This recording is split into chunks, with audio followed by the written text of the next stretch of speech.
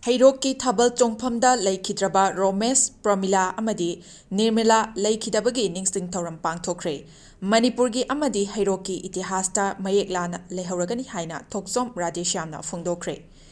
ꯏꯪ ꯀꯨꯝꯖꯥ ꯂꯤꯁꯤꯡ ꯑꯅꯤꯒ ꯃꯔꯤꯒꯤ ꯃꯥꯔꯆꯀꯤ ꯀꯨꯟꯃꯔꯤꯒꯤ ꯅꯨꯃꯤꯗꯥꯡꯗ ꯍꯩꯔꯣꯛꯀꯤ ꯊꯥꯕꯜ ꯆꯣꯡꯐꯝꯗ ꯃꯤꯌꯥꯝ ꯇꯤꯟꯕ ꯃꯐꯝꯗ ꯅꯣꯡꯃꯩ ꯀꯥꯞꯁꯤꯜꯂꯛꯄꯒꯤ ꯊꯧꯗꯣꯛꯇ ꯂꯩꯈꯤꯗ꯭ꯔꯕ ꯊꯣꯛꯆꯣꯝ ꯔꯣꯃꯦꯁ, ꯊꯣꯛꯆꯣꯝ ꯄ꯭ꯔꯣꯃꯤꯂꯥ ꯑꯃꯗꯤ ꯂꯥꯏꯁ꯭ꯔꯝ ꯅꯤꯔꯃꯂꯥ ꯑꯍꯨꯝꯒꯤ 19 ꯁꯨꯕ ꯅꯤꯡꯁꯤꯡ ꯊꯧꯔꯝ ꯑꯃ ꯉꯁꯤ RPN ꯃꯦꯃꯣꯔꯤꯌꯦꯜ ꯀꯝꯄ꯭ꯂꯦꯛꯁꯇ ꯄꯥꯡꯊꯣꯛꯈ꯭ꯔꯦ꯫ ꯊꯧꯔꯝ ꯑꯗꯨ RPN ꯃꯦꯃꯣꯔꯤꯌꯦꯜ ꯇ꯭ꯔꯁꯠ ꯀꯝꯃꯤꯇꯤꯅ ꯁꯤꯟꯗꯨꯅ ꯄꯥꯡꯊꯣꯛꯈꯤꯕꯅꯤ꯫ ꯃꯍꯧꯁꯥꯒꯨꯝ ꯍꯟꯗꯛ ꯆꯍꯤꯒꯤꯁꯨ ꯏꯟꯂꯥꯏꯇꯟ ꯗꯦ ꯍꯥꯏꯕ ꯊꯤꯝꯗ ꯄꯥꯡꯊꯣꯛꯈꯤꯕ ꯊꯧꯔꯝ ꯑꯗꯨꯗ ꯍꯩꯔꯣꯛ ꯀꯦꯟꯗ꯭ꯔꯒꯤ MLA Dr. Thokchom Radheshyam, RPN Memorial Trust Committee President Ningthaujam Samir Singh amadi Hanagi President Thokchom Ranjan Singh hana achoiba mitunglen oiki. Thouram aduga mari leinana achoiba mitunglen gi warol piraduna MLA Dr. Thokchom Radheshyam na phongdokhibada ingkumja lising aniga nipangi laibaktiba thodok aduna Manipur gi itihash amadi Heirok ki itihash ta mayek lana leiragadaba numit amani haiki.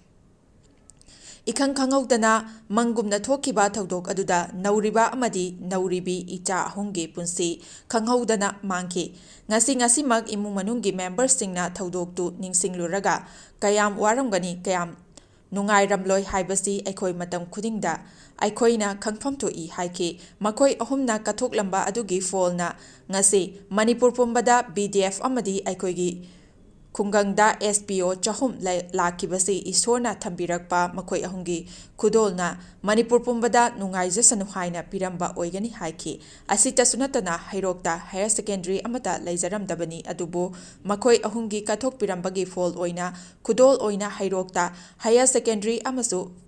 Panghan birambani haiki MLA na makata na phongdokhibada ngasigi thouram asina Manipur pumbada hingsa gi thodokse afabanati amuk hanna hingsa haibasi laktaba amadi atei thoktana santi leina amata oina hingminaba ngamnanabagi pandamdo ishorna pinabirasanu haiki ngasigi thouram aduga mari leinana leikhidaba makhoi ahungi khubamda MLA na luchinglaga minute ani leptuna awaba phongdoki tungda miyoi listing ama na leikhidaba Romesh, Promila amadi Nirmala ahungi khubamda lei sukatuna ikai khumnaba utki ngasigi leikatpa aduda ing kumja lising aniga nipangi thodokka mari leinana laukhiba SPO chahum amadi aramba tengol unit mangagi Thaumi kayasu saruk yaki ngasigi thouram aduda Heirok kendragi manungda leiba councillor singsu pradhan kayasu saruk yaki yamna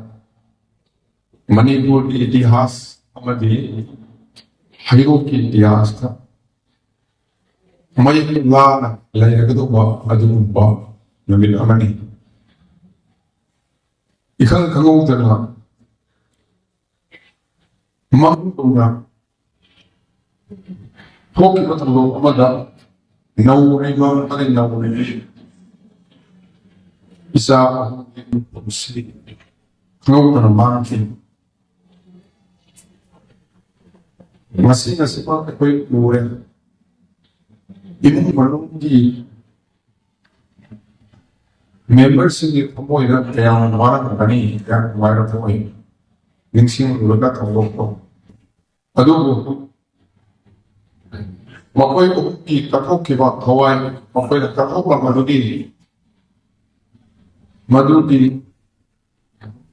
afaba khudol oina nasi akhoi megana sa pambirame Manipur pumbada VTF amadi akhoi Heirok